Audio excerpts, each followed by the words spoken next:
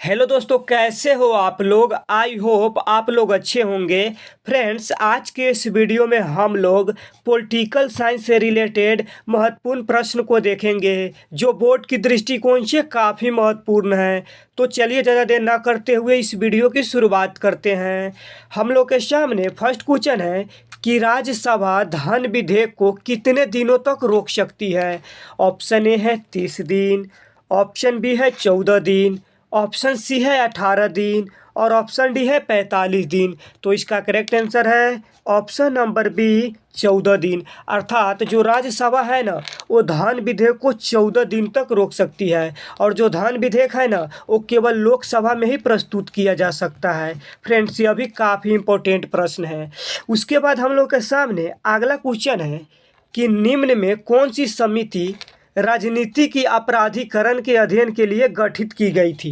तो इसका correct answer है ऑप्शन नंबर बी ओहरा समिति। अर्थात जो ये समिति है ना, ये राजनीति के अपराध के कारण गठित किया गया था, यानी उनके अध्ययन के लिए गठित किया गया है। अब चलिए नेक्स्ट क्वेश्चन को देखते हैं। अगला प्रश्न है कि चुनाव के लिए आदर्श आचार संहिता कौन जारी कर सकता है।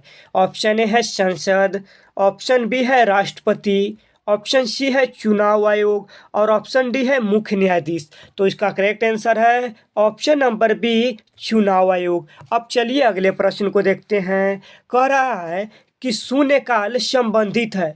ऑप्शन ए है संसद से, ऑप्शन बी है न्यायालय से, ऑप्शन सी है ए और बी दोनों और ऑप्शन डी है इनमें से कोई नहीं। तो इसका करेक्ट आंसर है ऑप्शन नंबर ए संसद से। आपको बता दें कि संसद में 3 प्रकार के काल होते हैं और जो शून्य काल है ना, ये दोपहर 12 बजे से शुरू होता है। अब चलिए अगले प्रश्न को देखते हैं। अगला प्रश्न है कि राष्ट्रीय मानवाधिकार आयोग की स्थापना कब हुई थी।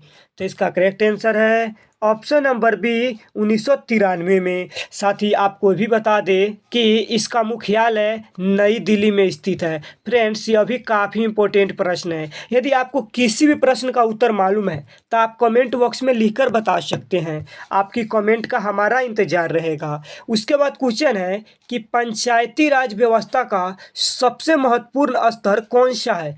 ऑप्शन ए है जिला परिषद, ऑप्शन बी है पंचायत समिति, ऑप्शन सी है ग्राम पंचायत और ऑप्शन डी है इनमें से सभी। तो इसका करेक्ट आंसर है ऑप्शन नंबर डी इनमें से सभी। अर्थात जो पंचायती राज है ना, ये कौन सी व्यवस्था है, तो ये त्रिस्तरीय व्यवस्था है। देखिए, इनमें सबसे ऊपर कौन होता है, जिला परिषद होता है, उसके बाद पंचायत समिति होता है और सबसे निचला स्तर पर कौन होता है, तो ग्राम पंचायत होता है।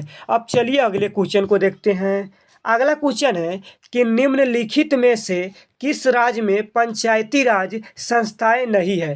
तो इसका करेक्ट आंसर है ऑप्शन नंबर बी मिजोरम। अर्थात जो मिजोरम है ना, वहाँ पंचायती राज संस्थाएं नहीं है। इसके साथ ही नागालैंड में नहीं है, फिर नागालैंड के साथ साथ मेघालय में भी पंचायती राज व्यवस्था नहीं है। 38 नंबर क्वेश्चन है कि भारत में अंतिम रेल बजट कब प्रस्तुत किया गया था। तो इसका करेक्ट आंसर है ऑप्शन नंबर बी 2016 में। और किसके द्वारा किया गया था, तो सुरेश प्रभु के द्वारा किया गया था। और सबसे प्रथम बार कब किया गया था, तो 1947 में किया गया था। 39 नंबर क्वेश्चन है कि अंतर्राष्ट्रीय मानवाधिकार दिवस कब मनाया जाता है। तो इसका करेक्ट आंसर है ऑप्शन नंबर ए 10 दिसंबर को। साथ ही आपको ही बता दें कि इसका मुख्यालय जेनेवा में स्थित है। और जेनेवा कहाँ है, तो जेनेवा स्विट्जरलैंड में स्थित है। अब चलिए अगले प्रश्न को देखते हैं। अगला प्रश्न कह रहा है कि भारत में चुनाव आयोग का गठन कब हुआ था। तो इसका करेक्ट आंसर है ऑप्शन नंबर बी 1950 में। और कब हुआ था, तो 26 जनवरी को हुआ था। साथ ही आपको ही बता दें कि 1949 में नाटो की स्थापना हुई थी। और जो 1951 है ना, प्रथम आम चुनाव हुआ था। अर्थात 1951 में ही प्रथम आम चुनाव हुआ था। अब चलिए अगले प्रश्न को देखते हैं। 41 नंबर क्वेश्चन है कि सुरक्षा परिषद के अस्थायी सदस्यों का कार्यकाल कितने होता है। देखिए फ्रेंड्स, हम आपको बता देते हैं कि सुरक्षा परिषद में कुल सदस्यों की संख्या 15 है, जिसमें से 10 अस्थायी है और 5 अस्थायी है। तो यहाँ पे प्रश्न कह रहा है कि सुरक्षा परिषद के अस्थायी सदस्यों का कार्यकाल कितने होता है, तो उनका कार्यकाल 2 वर्ष का होता है, इसलिए इसका correct answer option number B हो जाएगा। उसके बाद क्वेश्चन है कि निम्नलिखित में कौन संयुक्त राष्ट्र संघ की एजेंसी नहीं है। ऑप्शन ए है WTO, ऑप्शन बी है WHO, ऑप्शन सी है यूनिसेफ और ऑप्शन डी है यूनेस्को। तो इसका करेक्ट आंसर है ऑप्शन नंबर ए WTO। अर्थात जो WTO है ना, ये संयुक्त राष्ट्र संघ की एजेंसी नहीं है और इसका पूरा नाम होता है वर्ल्ड ट्रेड ऑर्गेनाइजेशन। अब चलिए अगले प्रश्न को देखते हैं। अगला प्रश्न है कि संयुक्त राष्ट्र महासभा की बैठक वर्ष में कितनी बार होती है। तो इसका करेक्ट आंसर है ऑप्शन नंबर ए 1 वर्ष में 1 बार ही होती है। अर्थात जो संयुक्त राष्ट्र संघ की महासभा है ना, वो वर्ष में 1 बार ही होती है। उसके बाद हम लोग के सामने नेक्स्ट क्वेश्चन है कि निम्न में से किस राज्य में विधान परिषद नहीं है। तो आपको भी पता होगा कि राजस्थान में विधान परिषद नहीं है, लेकिन उत्तर प्रदेश में भी है, बिहार में भी है, कर्नाटक में भी है। अब चलिए अगले प्रश्न को देखते हैं। अगला क्वेश्चन है कि पहला गुटनिरपेक्ष सम्मेलन कहाँ हुआ था।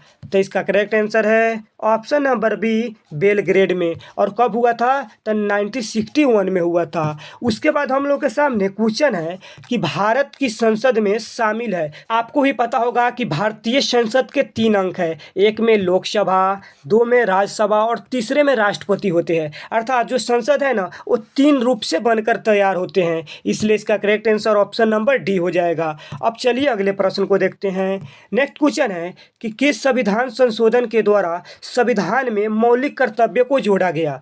तो इसका करेक्ट आंसर है ऑप्शन नंबर ए 42वें संविधान संशोधन के द्वारा। और यह कब हुआ था, तो यह संशोधन 1976 में हुआ था। आपको भी बता दें कि मौलिक कर्तव्य रूस के संविधान से लिया गया है। उसके बाद क्वेश्चन है कि लद्दाख केंद्र शासित प्रदेश कब बना।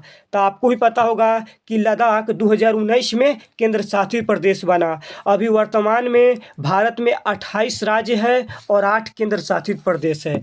उसके बाद क्वेश्चन है कि शीत युद्ध के दौरान शक्ति के कितने केंद्र थे।